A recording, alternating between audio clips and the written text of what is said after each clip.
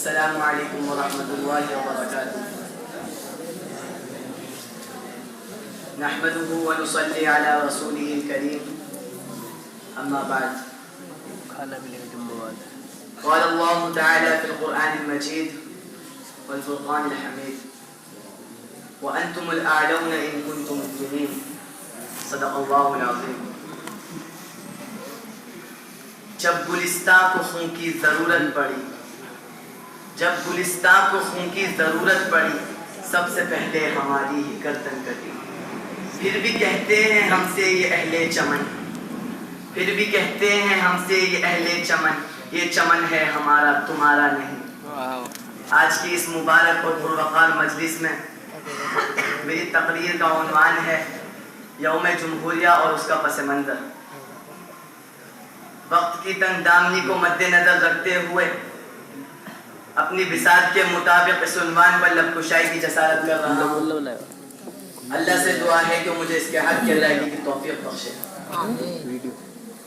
بزرگوں اور دوستوں، کسی بھی تمہیدی کلمات کا سہارا لیے بغیر میں پوری جرأت کے ساتھ یہ کہنا چاہتا ہوں کہ انگریزوں سے باقاعدہ منظم جنگ کی ابتدا نواب سراج الدولہ کے نانا علی وردی خان نے 1754 میں کی. کلکتہ کا ڈائمنڈ ہاربر اور فورٹ ولیم انگریزوں کے قبضے میں تھا. علی وردی خان نے جب فورٹ ولیم پر حملہ کیا تو انگریز ڈائمنڈ ہاربر میں جا چھپے اور انہیں سخت شکست سے دوچار ہونا پڑا. پھر علی وردی خان کے نواسے نواب سراج الدولہ نے اپنی فراست سے یہ بھاپ لیا کہ انگریز ان کے ملک پر رفتہ رفتہ دیر سویر قابض ہو جائیں گے، لہذا ان کی شوکت اور حوصلے کو توڑنا بے حد ضروری ہے. اور انہوں نے پوری قوت سے انگریزوں کا مقابلہ کیا، لیکن سازشوں کے نتیجے میں 1757 میں انگریزوں نے انہیں ان کے دارالسلطنہ مرشد آباد میں شہید کر دیا. بلاسی کی جنگ 1757 اور بکسر کی 1769 میں بھی ہندوستانیوں کو شکست ہوئی اور پھر انگریز بہار، اڑیسہ اور بنگال پر پوری طرح قابض ہو گئے. میرے دوستو، دکن فرمانوا حیدر علی خان اور ان کے صاحبزادے فتح علی خان ٹیپو سلطان نے انگریزوں کے خلاف مسلسل 4 جنگیں لڑی. یہ ہمیشہ ان کے لیے چیلنج بنے رہے اور ایک مضبوط چٹان بن کر سامنا کیا. پھر آخر 1799 میں اپنوں کی دغا بازی کے صدقے ٹیپو سلطان نے قید و بند کی زندگی پر موت کو ترجیح دی اور اپنی کئی بات کو سچ کر دکھایا کہ گیدڑ کی 100 سال کی زندگی سے شیر کے ایک دن کی زندگی بہتر ہے. جنرل ہارس کو جب سلطان کی شہادت کی خبر ملی تو اس نے ناش پر کھڑے ہو کر یہ جملہ کہا، آج سے ہندوستان ہمارا ہے. اس واقعے کے بعد دہلی میں ایک تحریک قائم کی گئی جس کے بانی شاہ ولی اللہ محدث دہلوی تھے. اس تحریک کو ان کے صاحبزادے شاہ عبدالعزیز محدث دہلوی نے آگے بڑھایا اور 1803 میں انگریزوں کے خلاف جہاد کا فتویٰ دے دیا. سید احمد شہید کو لبریشن موومنٹ کا قائد مقرر کیا اور 1831 میں سید احمد شہید اور شاہ اسماعیل شہید نے اپنے رفقا سمیت جام شہادت نوش کیا. یہ ولی اللہ کی تحریک اپنی پوری آب و تاب کے ساتھ رواں دواں تھی کہ سن 1847 میں اس کی باغ ڈور علماء دیوبند اپنے ہاتھ میں لے لی. شاملی کا میدان سجا، حاجی امداد اللہ مہاجر مکی امیر مقرر ہوئے. حضرت مولانا رشید احمد گنگوہی، حضرت مولانا قاسم نانوتوی اور حضرت مولانا منیر نانوتوی کو قائد مقرر کیا. ہزاروں کی تعداد میں علماء نے شرکت کی اور عوام و خواص نے اسلام کے نام پر اپنی جانوں کا نذرانہ پیش کیا. پھر بھی یہ جنگ مکمل طور پر فتح نہ ہو سکی، البتہ فتح کا شاخسانہ ضرور ثابت ہوئی.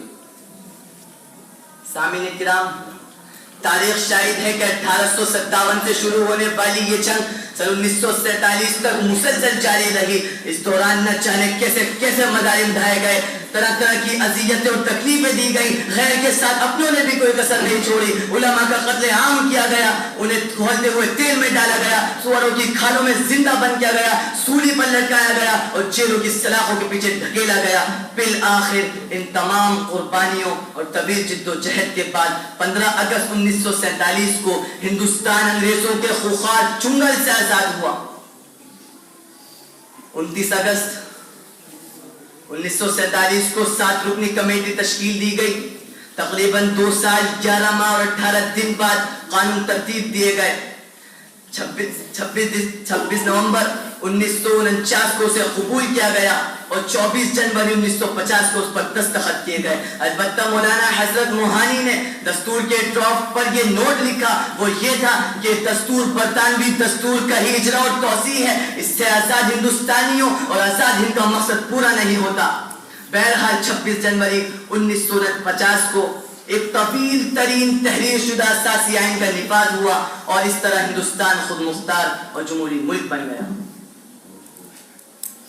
मेरे दोस्तों, आजादी और जमहूरियत ये दो ऐसे लफ्ज हैं जो किसी भी फर्द, किसी भी कौम और किसी भी मुल्क के लिए काफी अहमियत रखते हैं। बुनियादी तौर पर इस आइन में 395 दफात, 22 अब्वाब और 8 शेड्यूल थे, जिनमें मुख्तलिफ मौक़े से कई तरमीमात की गई।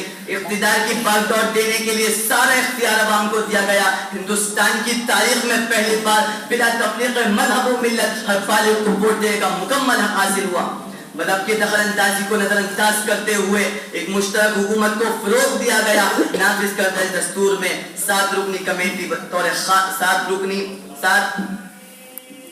हुकूक बतौर ख़ास ज़िक्र किए गए।